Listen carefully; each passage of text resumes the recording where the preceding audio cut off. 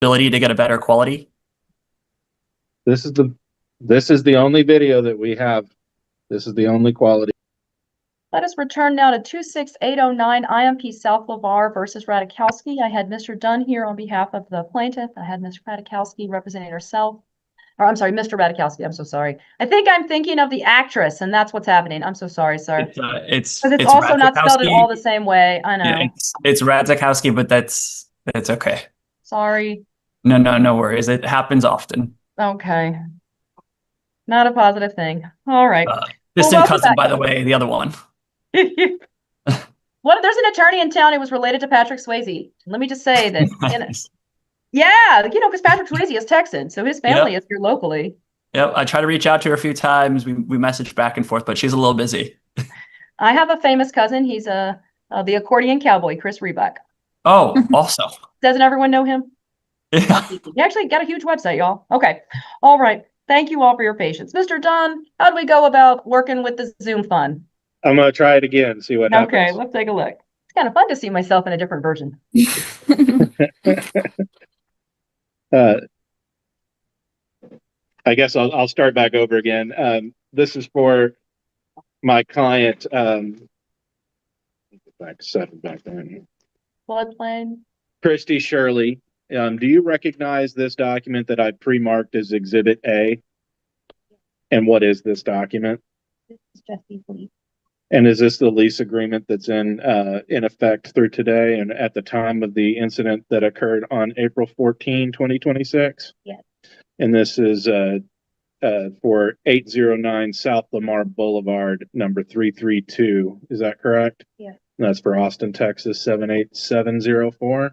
Yes. Your Honor, I move to admit Exhibit A, the lease agreement. Mr. Radzikowski, any objection to this being an accurate copy of the lease between the parties? Nope, that is accurate. Real question, just as a side note, I looked at that lease. Is it accurate that the flat monthly rent is $1,839? I know there's additional fees associated with it. Yeah, no, in eviction, we just care about that number C, base rent. I see $1,839. Is that accurate? I know. There's all this other stuff that they add into it. But is the $1,839, is that correct, Mr. Radikowski? Your Honor, I am unsure. What I do know is I am all updated on rent and been paid on. I know this isn't a non-payment case. This is about conduct. Yeah. I still have to know the rent if someone wins or loses to determine a bond. Gotcha. So I'm just trying to figure out what the monthly rent is. It said $1,839. Is that accurate? That seems correct to me, yes. All right, Mr. Dunn, is it $1,839 a month? Yes, Your Honor. Okay, cool. Y'all keep moving on. I'm just trying to fill in my information that I'll need regardless. Okay, so we got a lease between the parties. Now. And you were talking about section 11. Well, if you don't mind, I'd like to get my second document admitted, then I'll go back if that's okay. No, go ahead, Mr. Dunn, this is your case. Do you recognize this document? What is this document? This document is a notice to vacate. And this notice to vacate was sent on what's the date of this document? April 27th, 2026. Is this a true and correct copy of the document? Yes. And you are a records custodian for the property, is that correct? Yes. And this document is kept in the ordinary course of business? Yes. Your Honor, I'd like to move to admit Exhibit B, the notice to vacate. Mr. Radzikowski, any objection to this being an accurate copy of the notice to vacate you received? That is not the original copy I received. The original copy I received had a different date on top of that, which is not April 27th. What was the date you received? I believe it was March 27th. Your Honor, there was one that was sent before this. However, this document was sent on April 27th. All right, Mr. Radikowski, did you receive this one as well in the April 27th? Yes. Okay, so admitted.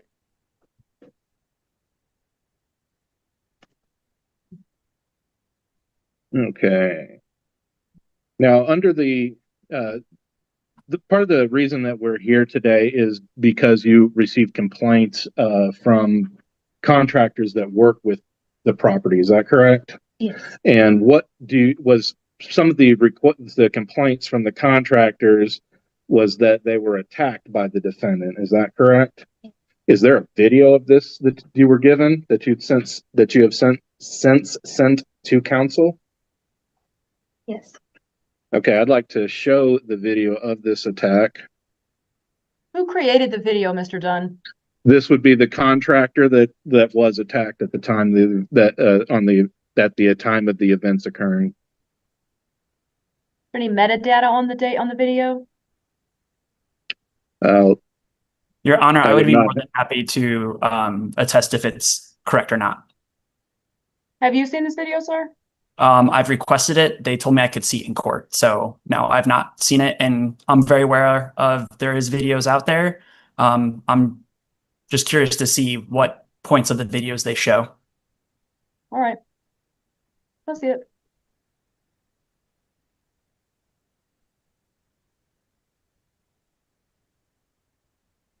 Is there audio?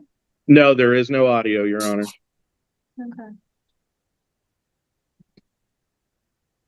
In this video, do you recognize the party that hopped over the fence? Yes. Who is that? Okay, and do you recognize? Mr. Dunn, I wasn't able to hear her. She's very faint. Okay, yeah, that's the defendant. I still can't hear her, Mr. Dunn. You're very clear. I'm not, put her, maybe switch spots with her so I can hear her. Speak louder. Jesse Radzikowski. That's the person in the video. Yes. Ms. Radkowski, is that you? Yes, Your Honor. All right, go ahead. And then Can I see the video again, Mr. Dunn?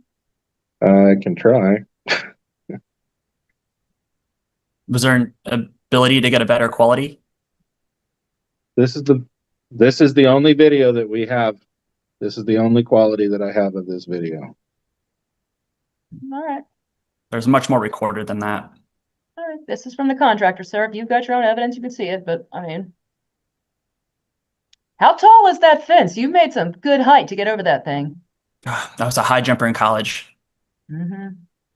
Whose dogs are those behind you? One of them is mine, Kona, and Okay. another one is a neighbor's dog, Coda, who was stuck in surgery and asked if I could let her out. Where are you at right now when I see you walking around with the dogs? What's that field area? That whole field area is an off-leash dog park. It's a regulated off-leash dog park. For the apartment complex? Correct. Yeah, at the Windsor Lamar community. Stop sharing. There we go. Okay. Now back to the next, I believe it was the day or the day after in question. It was the day this would after. be, Your Honor, I'm directing Mr. this. to my Radkowski, client. I'll just give you a tip. As the defendant, be silent. You do not have to assist the plaintiff in trying to prove his case against you. Yes, ma'am. You will absolutely get a chance to cross-examine and then present your own stuff, but like truly, it's Mr. Dunn's position. He's got to prove his case, or he's got to at least get the ball to a certain point. Go ahead, Mr. Dunn. Did the defendant enter into the business office on premises? Yes. And did the defendant make a complaint to you? Yes. And what was this complaint regarding? The complaint was regarding that he saw the vendor allegedly shooting a nail gun in the dog park. Okay. And did he say anything after that? He did. And what did he say? He said that he would, if he was to come back on property, that he would pop them and then we would have a death on our hands. He being the contractor? Can you repeat? The person that he was referring to when Yes. the defendant said if he came back, that would be the contractor, correct? Yes. Okay. And Did you believe he was credibly Yes. threatening the contractor? Yes. did What you actions believe did you take after that? I'm sorry. What actions did you take after he made that threat? We asked him to vacate the office area, the lobby, and we reported it to upper management.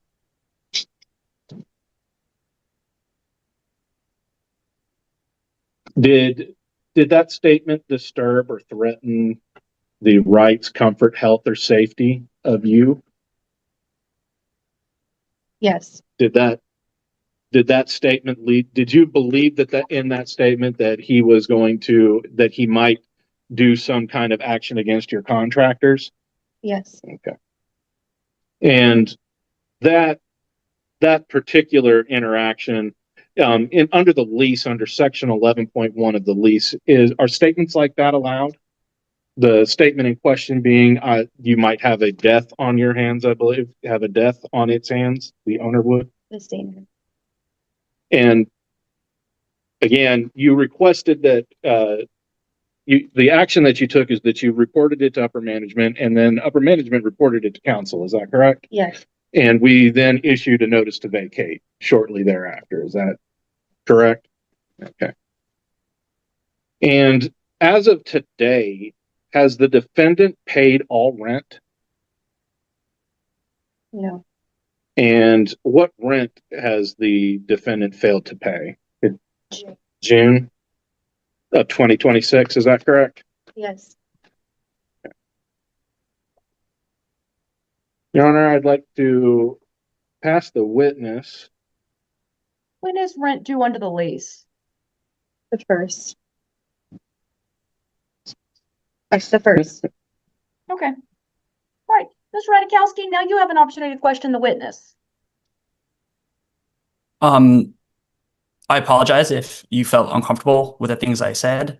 I was in a very emotional situation in regards to conduct that happened the day Mr. before. Radikowski, now the last thing I'm going to say is be cautious you don't make statements against interest when you are questioning a witness, because what you just said Gotcha. sounds very culpable. Who else was with me when I was at the office having this conversation with you?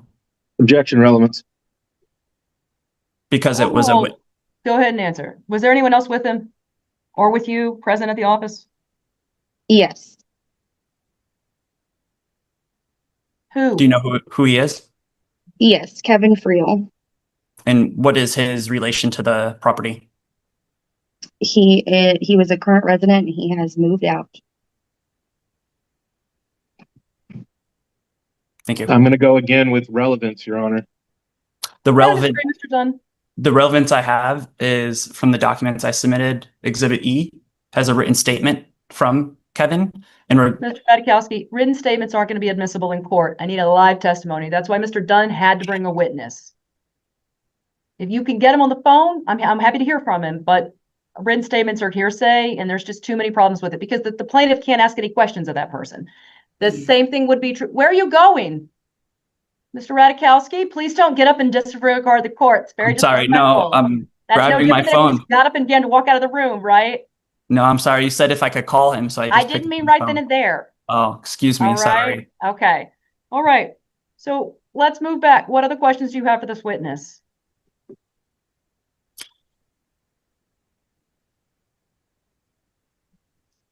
Do you recall word for word or the context of the conversation that I brought up of my frustration? Yes. And what was that? The context, or are you asking for details of what you said? Yeah, details of what I said. Do you recall any per se laws that I brought up in regards to Texas? No. Do you recall any thing that I brought up in regards to the process of what was happening and my frustration with the lack of accountability or seriousness of what I claimed the previous day being counted? I do recall you expressing your frustration, yes. And when I said there will be death on your hands, do you recall the sentences I said before that? Mr. Radikowski. I recall only a few. Okay. It was a high energy moment, but I remember the threat. Okay. Okay. Any other questions, Mr. Radikowski? No. Okay, Your Honor, I'd like to be heard on attorney's fees. let me give a few pieces of information. So, Mr. Oh, Radikowski, yeah, sorry. for your question right now to the witness, I heard you acknowledge that you said there'll be death on your hands. I do not recall saying there will be. You just asked her what else you said after you said that. That was literally your question to her. Do Oh, you gotcha. recall what else I said or after I said there'll be death on your hands? Okay. Okay, that is a statement against interest that proves the very allegation made by the plaintiff. For that reason, I think it is best for you, reserve your right to appeal. You're beginning to say things that I don't think improve your situation, and you absolutely can, but if you just admitted that to her, that is right there, textbook. That's a violation of the lease that would give them a rise to evict you for a threat to the tenant. If you came in and, as you just said, what else did I say after I said there'll be death on your hands? That phrase in and of itself is too much. Okay. Judgment for the plaintiff. What are you seeking for your teams today, Mr. Dunn? $750, Your Honor.